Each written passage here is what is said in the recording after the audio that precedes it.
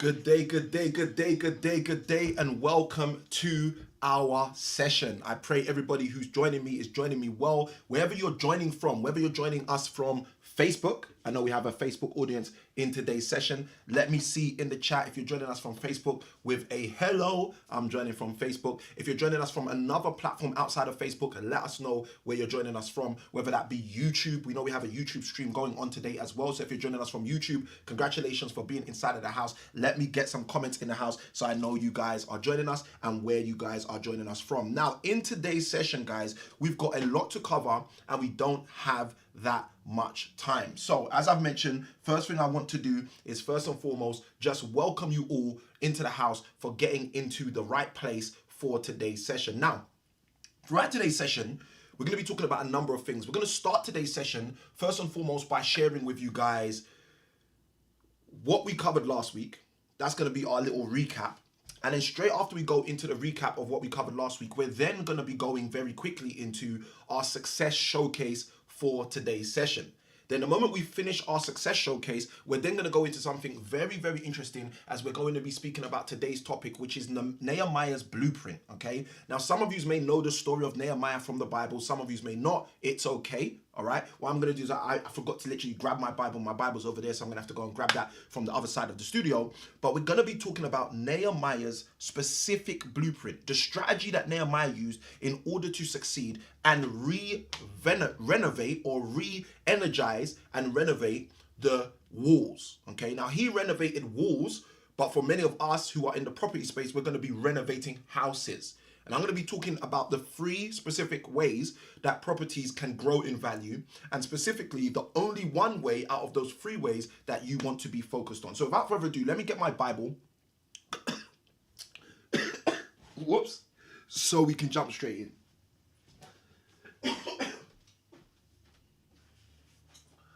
All right, good stuff, good stuff, good stuff. All right, excuse me, guys. Speaking so quick right there. All right, cool. So what did I want to do? I wanted to grab my Bible so we can jump straight in. All right, cool.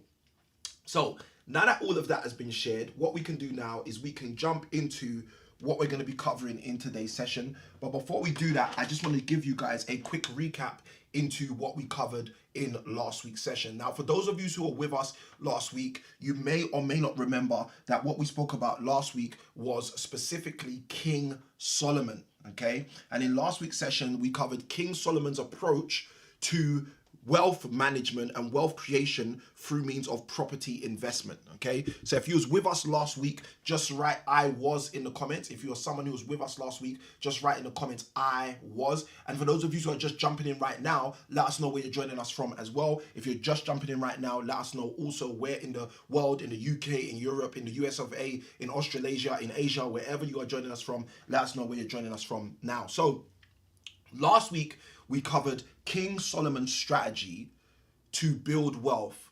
Specifically, we applied that to property investment. And I helped you guys see how you could move further faster by literally using that strategy in your own property investment journey. Now, in today's session, we're going to be covering something slightly different because some people aren't just interested in building wealth, which might be an equity play as it pertains to property. So I'm going to also be sharing with you guys a few different aspects of the different ways you can build wealth, as well as then going into exactly how you can utilize and leverage all of these things for your own property investment journey. Now, for our success showcase today, I'm ready to run the round of applause. Let's go. Our success showcase today goes out to you. Now, this is not all of you, okay? Sometimes our success showcase is for every single one of you guys. But in today's session, our success showcase is specifically for those of you who took advantage in our last week's session when we mentioned that we were going to be opening up an exclusive group called Cashflow Decoded. Now, if you're someone who didn't get into the Cashflow Decoded group, I'm going to share this now. The group hasn't closed its entries yet. So you can still join the Cashflow Decoded group, whether you're in the YouTube audience, Facebook audience, wherever you're watching this, even if you're watching this on a replay, providing the group hasn't closed yet. So there's a specific number of people the group is going to allow in before it closes. And the purpose of the Cashflow Decoded group is to assist you guys to decode cash flow in your own personal life before the next year begins. So if you're interested in that, check out the description of this video. Whether you're on Facebook, whether on YouTube, whatever platform you're on, go check out the description of this video, and that's going to get you into the Cash Flow Decoded group. Okay, the link is literally inside of the comments or the description of this video, whatever platform you're on, and that's impactproperties.co.uk/decoded, I believe. So for every single one of you guys who got in from our last session when we opened up the Cash Flow Decoded group, I wanted to just give you guys a great big congratulations and showcase your success. Because what's actually happening in that group is we're having people explain and expand on the things that have held them back as it pertains to cash flow so far. And also, I've done a number of training inside of that group, and we're going to be releasing that training. Some of these trainings have been released already. We released a training on how cash flow is just like school. We just did our most recent announcement yesterday of something we're going to be launching on today's Principles for Property show as well. So if you're tuned into today, guys, fasten your seatbelt, because at the end of today's show, I'm going to be announcing something that you guys are literally going to have fresh opportunities to get involved in. And last but not least, the training I believe we released the day before yesterday was all around how cash flow can be consumed. And I was talking about how you can literally find cash flow in whatever market you're in, no matter what industry you're in. So if someone's excited about that, just throw the word excited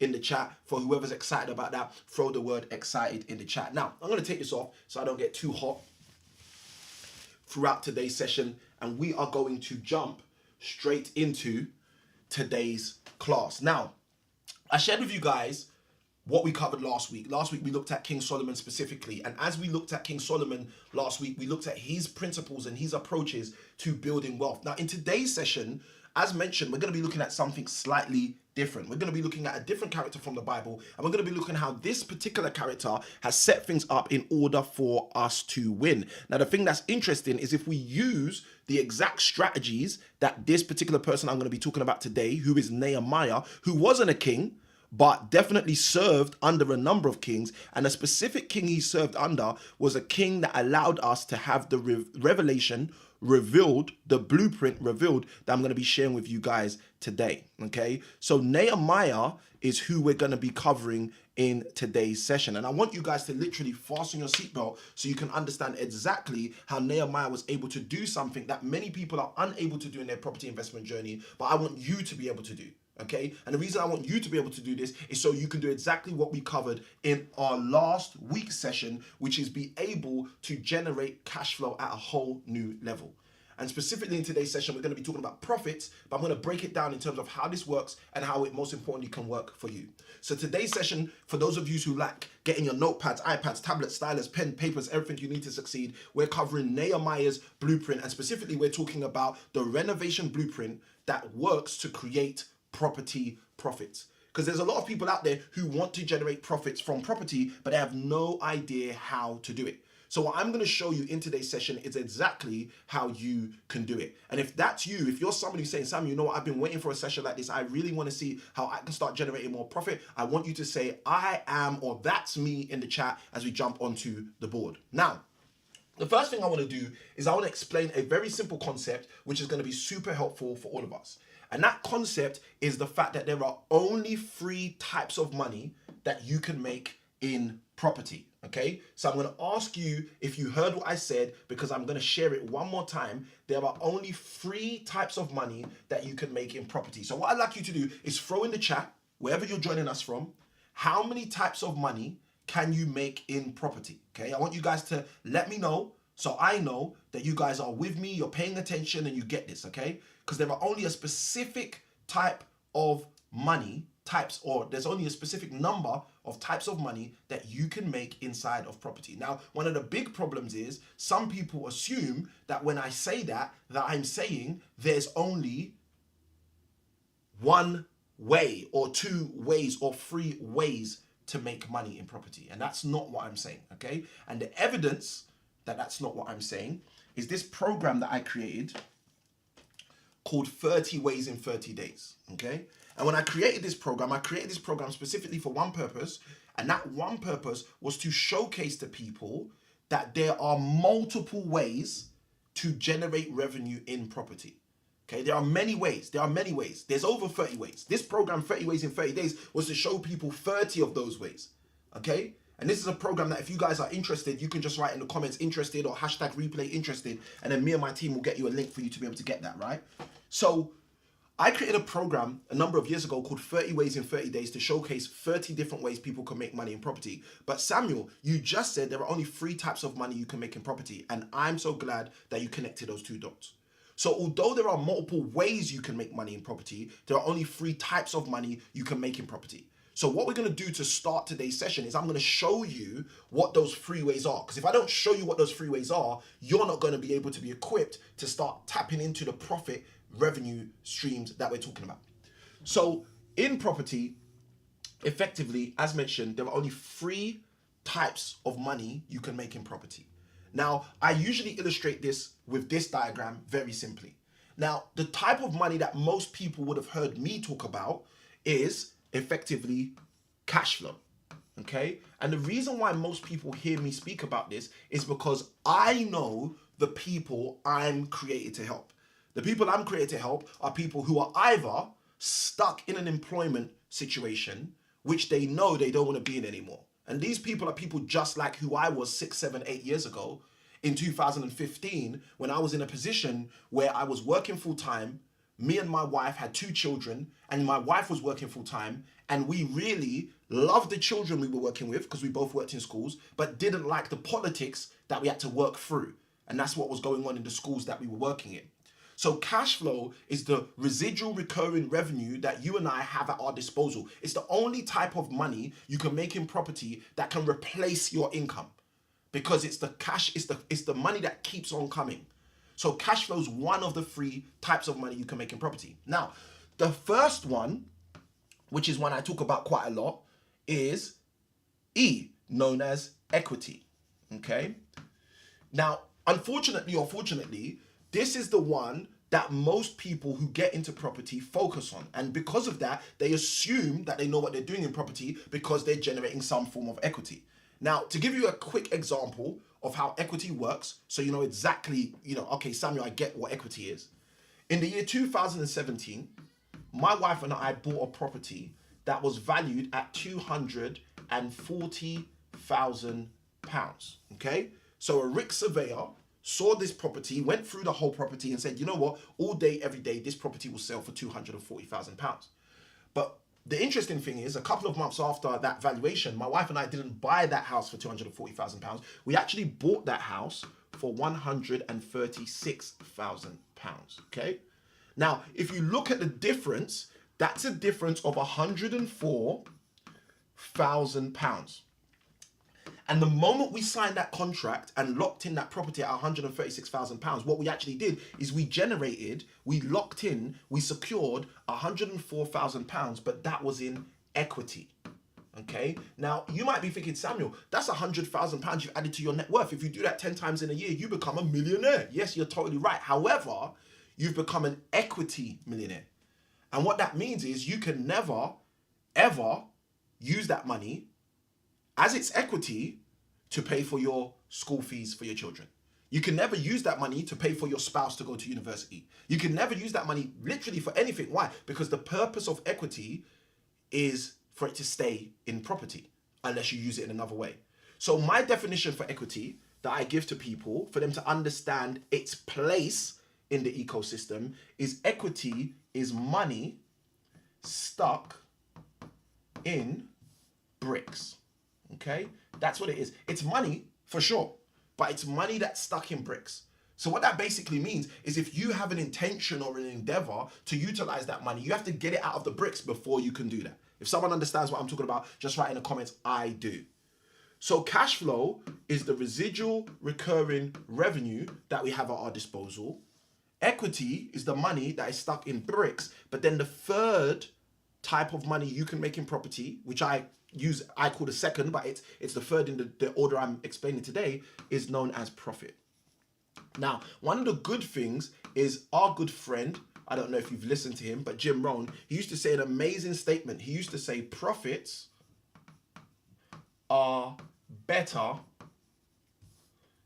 than, let's move this out of the way. He used to say profits are better than wages. Okay, and I totally agree with Jim Rohn. I totally agree that profits are better than wages.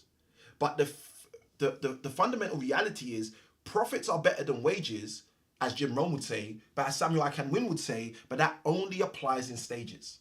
Okay? So profits are better than wages, as Jim Rohn would say, but that only applies in stages, as Samuel Akan-Wynne would say.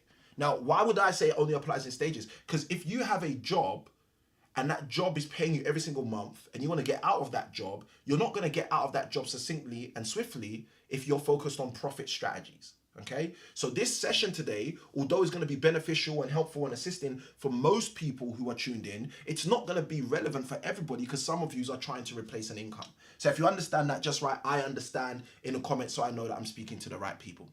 So when we talk about Nehemiah's blueprint, when we talk about literally tackling a blueprint that can be used for the renovation of properties in order to generate property profits, what are we talking about specifically? Well, to start with, it helps for me to share with you guys the different kinds of ways properties go up in value. Okay? So the first way that properties go up in value is a way that most people are aware of, okay? And this is a way that most people have nothing to do with, but most people are aware of. And that is called accidental appreciation. Okay? And by appreciation, we just mean something going up, something appreciating. So accidental appreciation is the main way that most people know properties go up in value. So for example, you might have a property in Liverpool, which when you bought it was £15,000, and then the market goes up because the government start pumping money into the center of Liverpool, and now your £15,000 property is now worth £30,000, and it's doubled in value. Now, how's that happen? Well, for you, that's what we call accidental appreciation. And the reason it's accidental appreciation is because you had nothing to do with it. You had no purpose in the endeavor of that appreciation. So accidental appreciation is one of the first ways, one of the foremost ways that properties go up in value for investors, for landlords. Accidental appreciation. It's going up and it has nothing to do with you.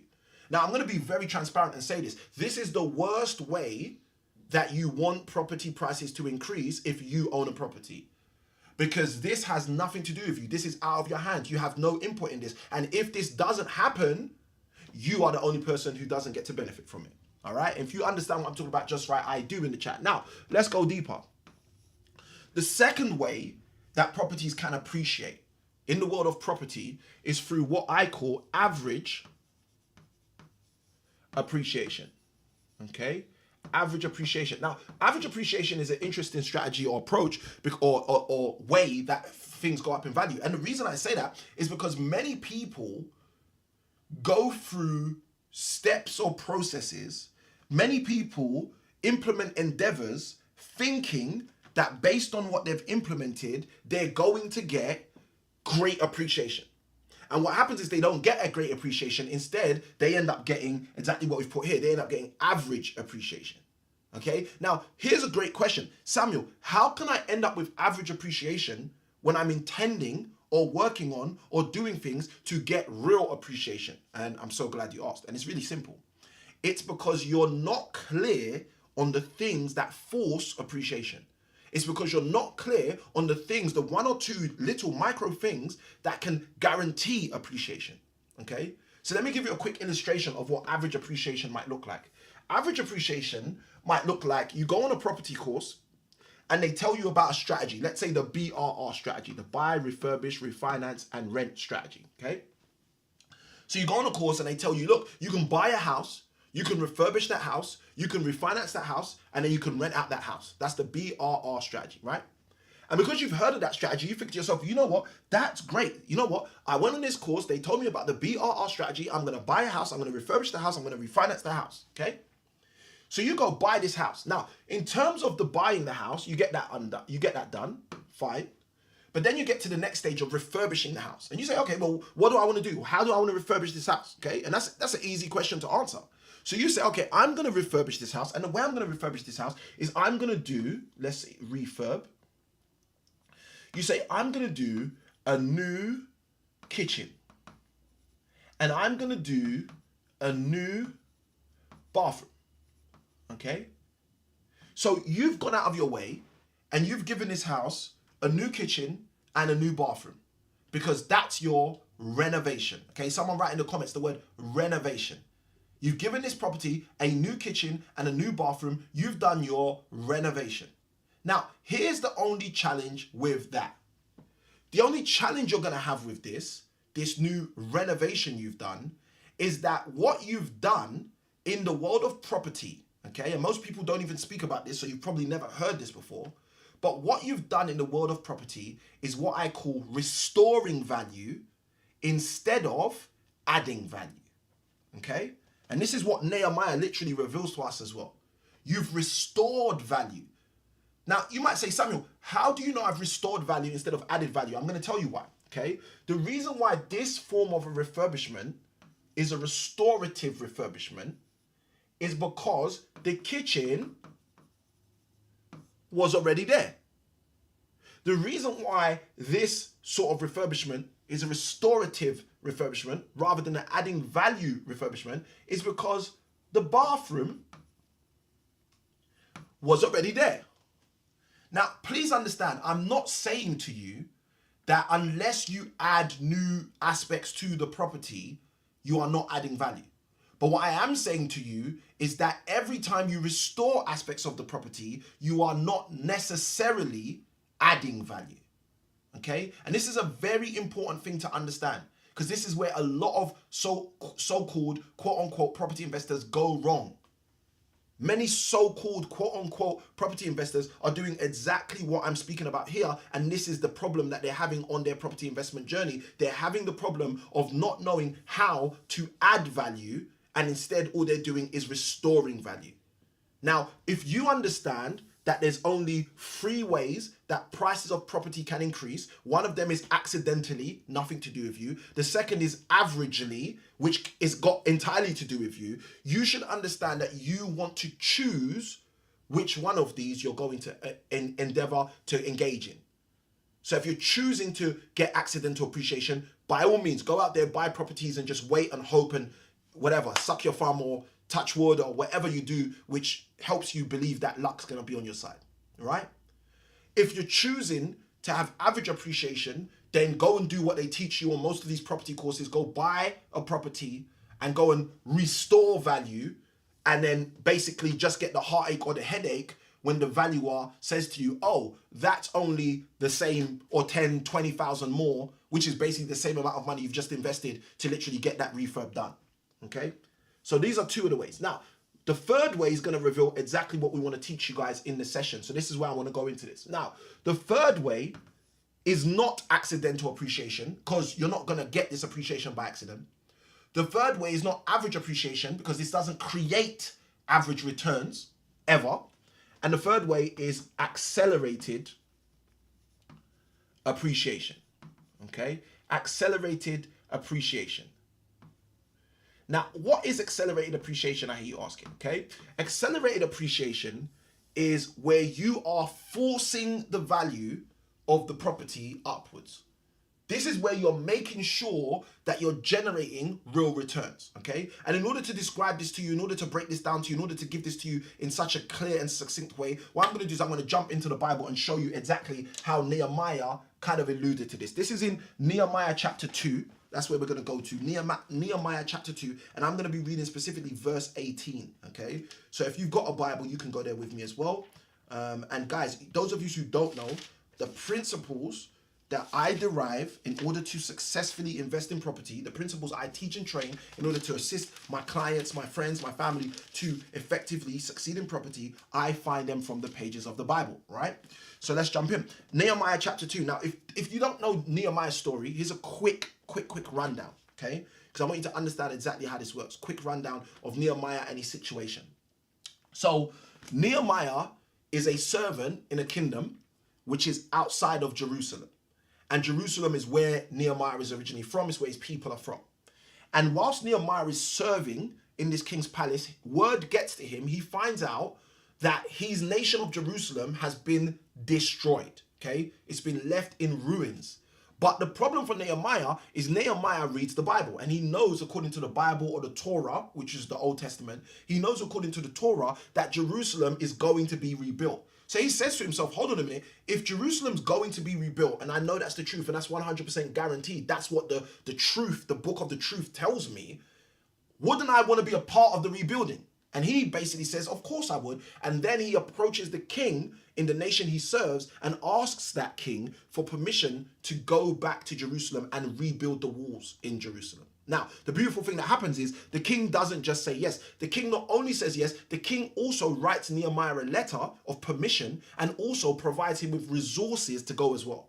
Okay, and this is extremely powerful because there's many principles and nuggets about development and refurbishment and property profits inside of the story of Nehemiah. But I'm going to jump straight to Nehemiah chapter 2 and I'm going to read verse 18. This little snippet, soundbite nugget is going to help us. And it says, then I told them of the hand of my God, which was good upon me. So this is Nehemiah now talking to the community. He's telling the community, this might be the same as you talking to your builder. He's telling the community, listen, I've got an objective. This is what happened. I said to someone in charge, I wanted to go and rebuild, redevelop this particular arena, this particular area. And they said yes, but not only did they say yes, they also gave me provision to do it. Okay? So he's sharing a testimony. He's sharing his story. He's sharing a win with the people he's trying to encourage to be a part of his objective, with the potential team who he's trying to bring on board. Okay, now this is important because you might have a builder, you might have a chippy, a carpenter, you might have an electrician, you might have different people you're attempting to bring on board. This is why this is so crucial and key.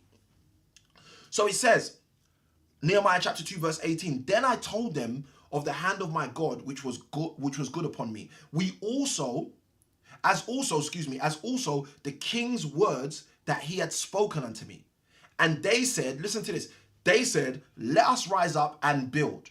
So they strengthened their hands for this good work. Now, what is Nehemiah chapter 2 verse 18 alluding to and giving us that we can use in our property investment journey to move further and faster? Now, it's so simple. Nehemiah first alludes in this part of the verses into the ideology of building, securing, and equipping a team. He's telling us, listen, I didn't go and do this on my own. I did this with other people. And this is how I recruited those other people. I shared with them about the wins I had already got. Now, some of you might be thinking, Samuel, you know what? How am I going to do that? Let me show you exactly how. The first thing Nehemiah reveals in Nehemiah chapter 2, verse 18, is that Nehemiah, let's even write this out, Nehemiah 2:18. First thing he reveals, he says, listen, I told them about how God was with me when I basically presented my idea to the king. So what he said is, I had an idea. So the first thing he's showing you is that he starts with a clear plan. Okay? And here's my question for you. How many of you have gone into a property deal, into a property transaction, into a property opportunity without a clear plan? Because the clearer you get in terms of your ideology on how many times you've done this without a plan, the more you're going to understand how succinct, how important and how pertinent it is to have a plan. So this is what Nehemiah starts by saying. He says, listen, I went and told these other guys who I was attempting to recruit about my plan. Now, let me tell you why Nehemiah is telling them about his plan. He's telling them about his plan because he's attempting to get something. He's attempting to build a team of creative people. Okay? And many people miss this. Many people want to go and do property projects where they're the smartest cookie in the jar. They don't realize that if you end up teaming with smarter cookies, you end up with a bigger and a better jar. You don't need to be the smartest cookie in the jar in order for you and your profits to get very far. I'm here to tell you that Nehemiah understood that I could recruit the most creative people. I could recruit people that think outside the box. I could recruit people that see things that aren't currently there. At the present time that Nehemiah was talking to these people, guess what happened? The walls, the infrastructure of the whole of Jerusalem was broken down. So he needed people who could see beyond what was right in front of them. Here's my question. Are you creative? If you are, just write in the comments, I am. Here's my question. Are you creative? And if you are, just write in the comments, I am. Like, are you someone who can see beyond what's right in front of you? Are you someone who looks at a property and says, you know what, there's more we can do here? Because again, if you don't have that ability, guess what? I'm here to tell you something.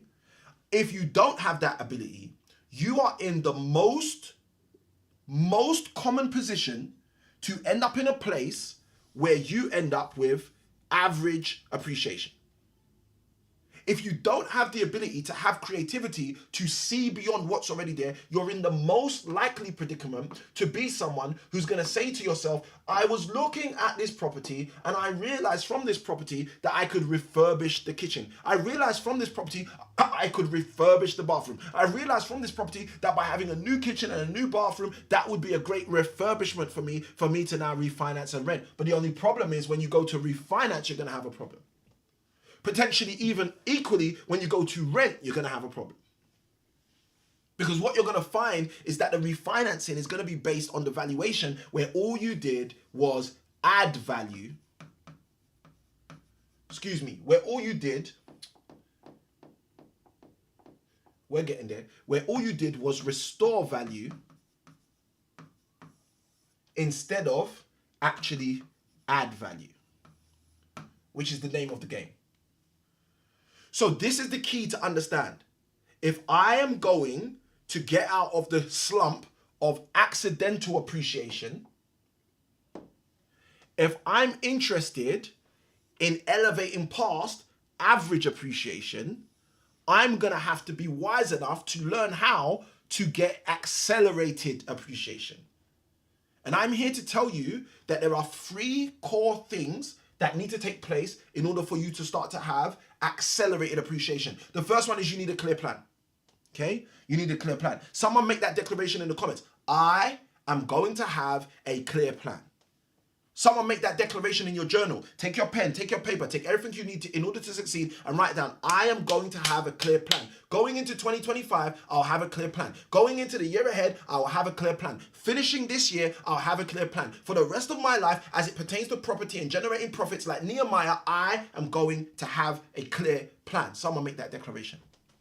Now, straight after having a clear plan, the next thing you're going to need to do, besides having a clear plan, is you're going to have to recruit creative people. Okay?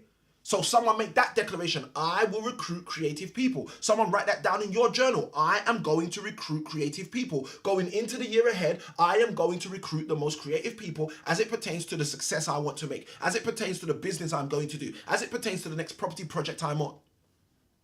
Creative people are a key. Now, here's the beautiful thing.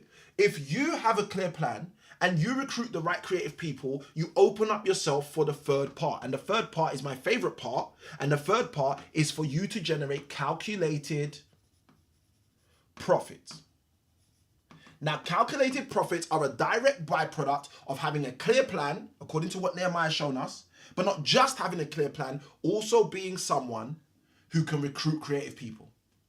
If you are able, just like Nehemiah has shown us in Nehemiah chapter 2 verse 18, where he explains that I went to this group of people and I told them how good God has been to me. And I told them that because I shared my plan with the king set me up and gave me resources. You're going to be able to develop a clear plan.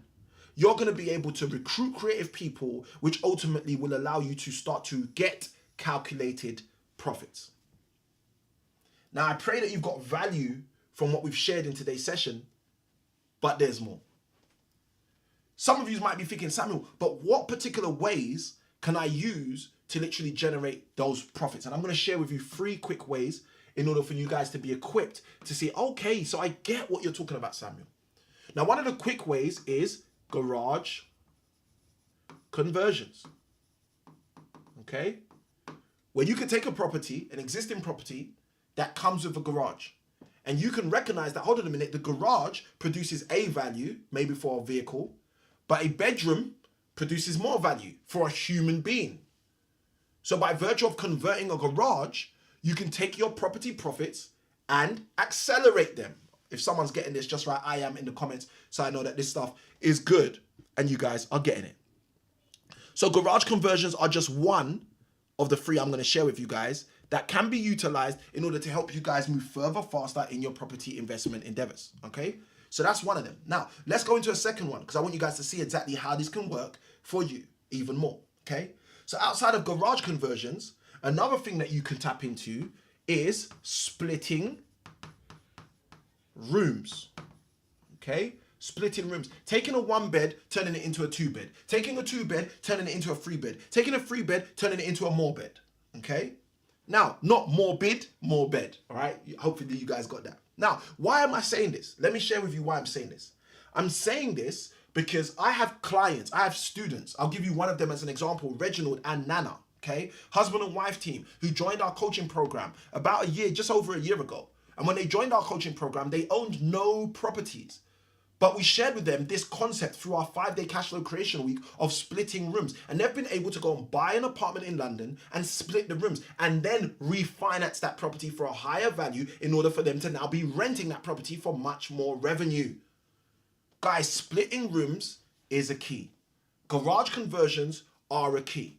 Okay? I want you to understand that there are specific things which allow you to add value in a world where most people are just restoring value. Okay? If someone's excited about some of the stuff we've shared already, just literally write the word excited in the chat. Now, I've just seen the time and I'm mindful that I've got to crack on. So because of that, we're going to move forward. Now, with all of that being said, it's that time in the session where we ask you guys to let us know what question you would like us to answer. What question would you like us to answer? So I'm going to let you guys vote, and you can vote inside of the specific chat. All you need to do is vote with A for question A or B for question B. So I'm going to bring that up in a moment. A for question A or B for question B. So let's get the specific questions on the screen and let's see what questions we've got for today's session. So question A. Question A says, Samuel, how can I spot houses that need fixing up and could make me more money, like Nehemiah spotted the broken walls? I think that's a fantastic question. So if you want me to answer question A, simply just write A in the comments. Question B says, Samuel, how do I make sure I don't spend too much money when I'm fixing up houses? Okay, how do I make sure I don't spend too much money when I'm fixing up houses? That's question B. So if you want me to answer question B, just throw B in the comments, and whichever one has the higher voting, we will basically answer in today's session. So let me know, guys. Question A, how can I spot houses that need fixing up and could make me more money like Nehemiah spotted the broken walls? That's question A. Question B is, how do I make sure I don't spend too much money when I'm fixing up houses? That's question B. So guys, you vote. Let me know in the comments, A or B, which question you want us to answer. A or B, which question do you want us to answer? And as you guys throw your comments in there, we are going to pick one of those questions and then answer from there. Okay, let me check the stream because I haven't been plugged into the comments today. And let me see what you guys are saying so I can let you guys know which question we're going to answer. All right. A is for question A, guys. B is for question B. Okay. A is for question A. B is for question B. All right. I see Cynthia who's voted first. Cynthia throws B in the comments. Okay. Oh, I just realized why some of these comments haven't been coming through. My fault. Let's go. All right. Cynthia says excited. Okay, it's coming through now. Good. All right, good stuff. All right, so what we're gonna do is we're gonna go with question B. Okay, we're gonna go with question B. This is a program that if you guys, all right, I see Cynthia. Let me just mute this quickly. B in the comments. Awesome. That's why I haven't got the comments coming through yet. All right, so hopefully the comments should be coming through right now. But we've got a vote through. We've got the votes coming through. And we're going to answer question B to get us started with, which is absolutely amazing. All right, cool, good stuff. All right, so question B. I'm going to reread the question so you guys know what question I'm answering, and then we're going to jump straight into that question. So question B is the question that was asked, and that is, how do I make sure I don't spend too much money when I'm fixing up houses? Which is an absolutely fantastic question. So let me show you exactly how you do that, okay? The key is to map your investment to your outcome, okay? Map your investment to your outcome. That's the key. Now, the reason I'm giving you the key to start with is because as we go deeper into the example of the answer to this question, Samuel, how do I make sure I don't spend too much money on my refurbishments? If you understand the principle, This is why we do principles for property. If you understand the principle, you will always have a way to know how to make this work. All right. So you map your investment to your outcome. So Samuel, what do you mean? I'll give you an example. I spoke earlier about the couple Reginald and Nana and how they were able to split a property from a 1-bed to a 2-bedroom. Okay. Now, if it cost me, if my investment to split a bedroom is £700, for example, okay, just the numbers are being made up for the sake of this illustration. So let's say my investment is £700 in order to split a room. Well, the question is, what's my outcome? Okay. Now, if my outcome is 1-bedroom properties in this area are 350,000, but 2-bedroom properties in this area are 420,000, then what I've just done by literally splitting this £700 investment is I've just created a £70,000 outcome. Okay, I'm going to say that again. You map your investment to your outcome. And an example of that is if I'm making an investment of £700 to split bedrooms, but it's going to generate a profit for me of £70,000 gross, because 2 bedrooms start at that price, then what I'm doing is I'm mapping my investment to my outcome. You see, what many people do is they say, okay, I'm going to do a new kitchen, okay? And let's say that new kitchen cost them £4,000. And then they go and do a valuation on the property and they get told, oh, the property price has increased by £4,000. That's the difference between adding value and restoring value. When you're restoring value, 99% of the time, the amount of money you're putting into the deal is the same amount of money that's going to come out of the deal. If someone understands what I'm talking about, just write, I get it, or I'm getting it in the comments, so I know that you guys are getting this. This is how this works, guys. This is how this works. Let me give you another example. Let's say you say, okay, you know what? I'm going to take this garage and turn this garage into a bedroom. Now, let's say it costs you an investment of £14,000 to convert the garage into a bedroom. But now, let's say you're not focusing on profits, even though this whole session was around profits, but let's say you're focusing on cash flow. And let's say, because you're focusing on cash flow, what's going to happen now is this specific room that's created from the garage is going to give you an extra £1,000 every single month. Now what you've done is you've created an environment where in 14 months, you've repaid yourself for that refurbishment, and then every single month after, you are generating additional cash flow. If someone's getting this just right, I'm getting it. I see Cynthia in the chat, she says, I'm getting it. You see, the reason we're doing this is because this is how you literally elevate and accelerate your income. And this is why I was sharing with you guys, if we focus purely on profits, like we've done in today's session, you are going to be able to do exactly what Nehemiah described in Nehemiah chapter 2, verse 18, instead of being someone who's only focused on accidental appreciation, instead of being someone who can only tap into average levels of appreciation, you would instead be someone who's able to create accelerated appreciation. Simply because you have a clear plan, you've recruited creative people, and you've created calculated profits. I want someone to make this last declaration for me. Just write in the comments or write in your journal, make your declaration. You could just say it out loud wherever you are, even if you're at work, just say it. This year, going into this year, I'm going to create calculated profits. Okay? Someone make that declaration. This year, I'm going to generate calculated profits. This year, I'm going to make calculated profits. I want you guys to show me that this year, you know, is going to be your best year ever because you are going to tap into calculated profits. Now, as you guys do that, I'm going to share 2 simple things with you before we wrap up today's session. What are we covering next week? Next week, we're going to be talking about the Good Samaritan's approach to ethical wealth management. Okay, the Good Samaritan's approach to ethical wealth management. Here's my admonition to you: don't miss next week's session. Because the thing for most people is most people love hearing about money, and this is how you make more money, and this is how you get more money, and this is how you see more money. And that's okay. It's okay if you're interested in money. Okay, I'm interested in money. Why wouldn't you be? Because your gas company is interested in money. Your electricity company is interested in money. Your children's schools are interested in money. Everybody's interested in money. So why would you not be interested in money, right? But the key is not the interest in the money. The key is how the money is utilized.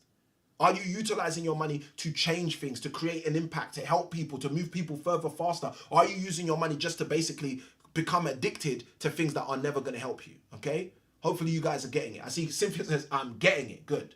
Hopefully you guys are getting it. Now, with all of that being said, next week we're talking about the Good Samaritan approach to ethical wealth building. So I'm going to encourage you, tune into that. Okay? Tune into that. Now, last but not least, I want to share something with you guys. We are literally launching this today, and this is the cash flow quiz. This quiz has been created to help you guys. Now, many of you guys know that I run a 12-month mastermind, which is a £50,000 investment for people to be a part of that impact roundtable. And because of that, a lot of my time and energy is invested with my highest level coaching clients.